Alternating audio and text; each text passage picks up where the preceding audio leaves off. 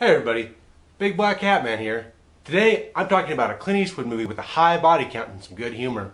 Oh, A Fistful of Dollars. No, we'll do that some other time, but this one does have some very exciting gun battles. Oh, well then you mean for a few dollars more. No, also some other time, but this one has a Civil War backdrop. I gotcha, the good, the bad, and the ugly. No, what? Why are you guessing? You're just me. You already know what movie we're talking about. Yeah, I know. I just, wanted to see how many times it would take to get you angry. Play the opening.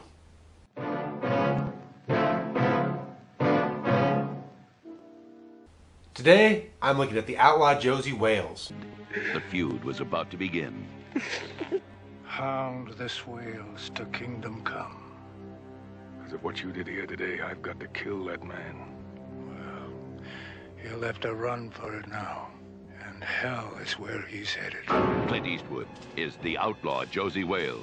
Why are we skipping all Clint spaghetti westerns and jumping right to this mid-70s gem? Well, it was requested by my friend, Infamous Jack. Well, that doesn't really make up for, going out of order. Why is this your big objection? What does it matter? Yeah, I have to complain about something, but then this is a Clint classic, and so, I'm just kind of grasping. So, the Outlaw Josey Wales. It's a gun battle movie. It's mostly an action film, but it's got plot. In this one, Clint Eastwood plays a farmer, named Josey Wales, as you might well expect.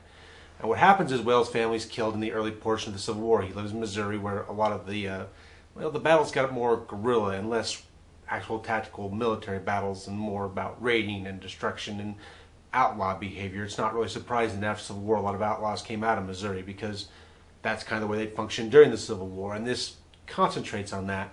And so since it's a Union outlaw group that kills Clint's family, he joins a Confederate outlaw group. And that's just the very beginning of the film. It really goes from there. What happens is, of course, South loses. Clint's on the losing side.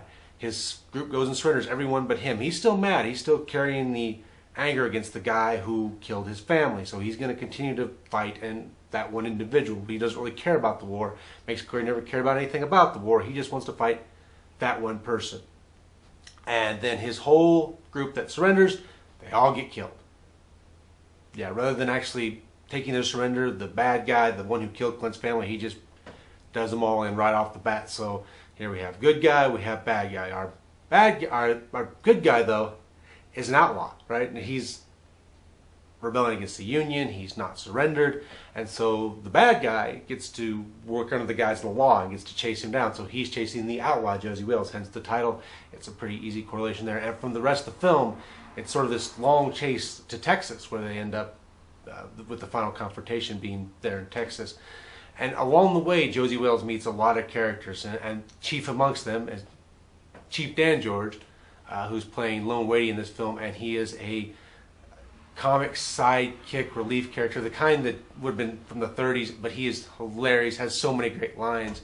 I can almost recommend this on Chief Dan George's performance as Lone Wadey. It's sort of like in Little Big Man. It's the two films people really remember Chief Dan George for, and he makes them both with his great comic timing. And there's other people he meets too. Josey Wales meets some Kansans. He meets an Indian maiden. He meets a woman he sort of finds some love with, which was hard at this point, right? Because he'd lost his wife and child early in the film.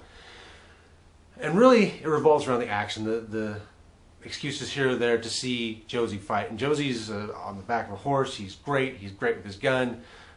He actually shows down with 4 guys at one point, Union soldiers. They're part of this pseudo, not really on the right side of the law group that just happens to have the guise of being a government group.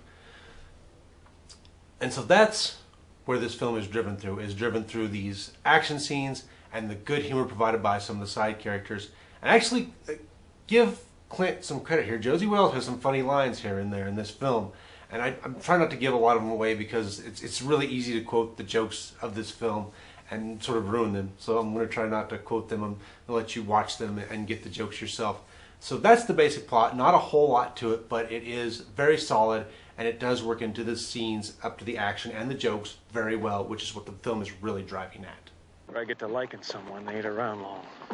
I notice when you get to disliking someone, they ain't around for long either. Well, as far as classic status goes, to start with, it's a Clint Western. Oh yeah, like that's enough. And not every John Wayne and not every Gary Cooper's a classic, so why is every Clint a classic?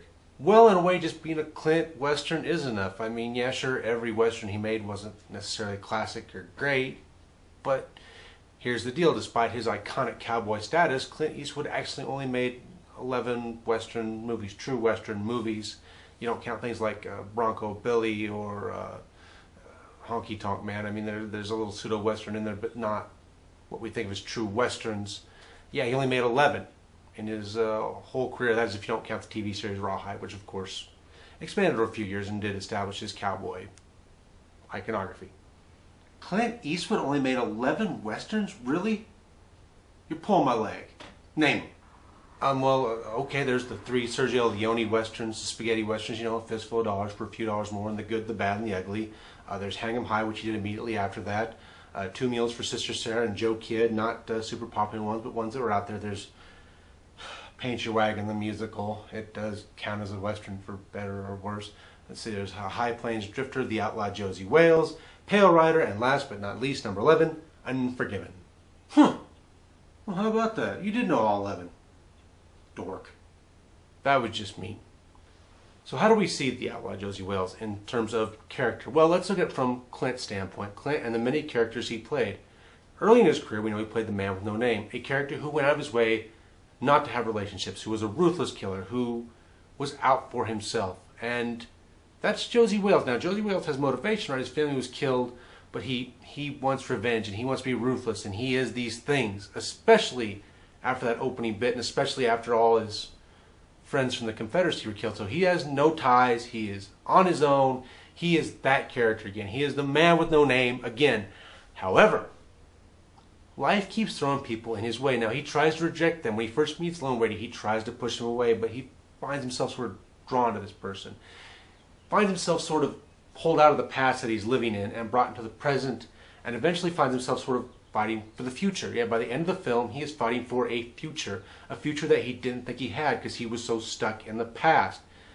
And so Josey Wales is a character with maybe more depth than some of those early characters, and this character who sought revenge like his character from Hang 'em High, but doesn't find it all that satisfying towards the end. And the only reason he even takes it is because he is fighting for the future in the end. No longer the past, somewhat the present, and more for a future. He finds that there's something he wants, something he longs for. This character has drive, and that's what makes this character interesting. Josey Wales is in stark contrast to the man with no name, even though he seems like on the surface of it, it's the exact same kind of character, but through the plot, through the story, through his interactions with others, it changes the kind of character Josey Wales is. And you have a great scene at the end of the film. I don't want to spoil, because I'm trying not to spoil this film. I'm trying really hard. It's hard not to spoil this film. Between him and a former Confederate commander of his who ends up on the side of the bad guys. And that conversation that they have is a great conversation. It sums up the whole film. It sums up the whole arc of Josey Wales. This is an interesting character and an interesting story for these reasons. So if you're into Clint's films, it has that sort of bigger overarching meaning within the context of the Clint Western. It is a character who tries to be violent, tries to reject society, finds himself pulled into it, whether he likes it or not, and he doesn't. There are times when he seems very irritated, but eventually he finds himself embracing it regardless. So that's what makes the Outlaw Josey Wales so interesting in my opinion, and makes it really the classic that it is. You're all alone now, Wales. Not quite alone.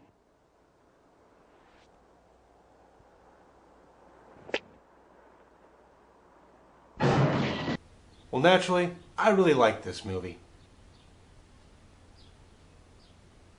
No thoughts or snide remarks on the film? Huh? I'm still stuck on the whole Clint only did 11 Western movies thing. Regardless, what did you think of this movie, The Outlaw Josey Wales? No, yeah, it's a good movie. Only 11. Wow, it doesn't seem right. The Outlaw Josey Wales is a really good film. It's just solid. It's got a good story, it's got good characters, it's got good jokes, it's got good action. It's probably not the most brilliant film, it's not even the best film of Clint's career in my opinion, but it is a really well put together film that does what it needs to do and doesn't pretend to be anything else. I recommend going and checking this one out. It's just one of Clint's better westerns.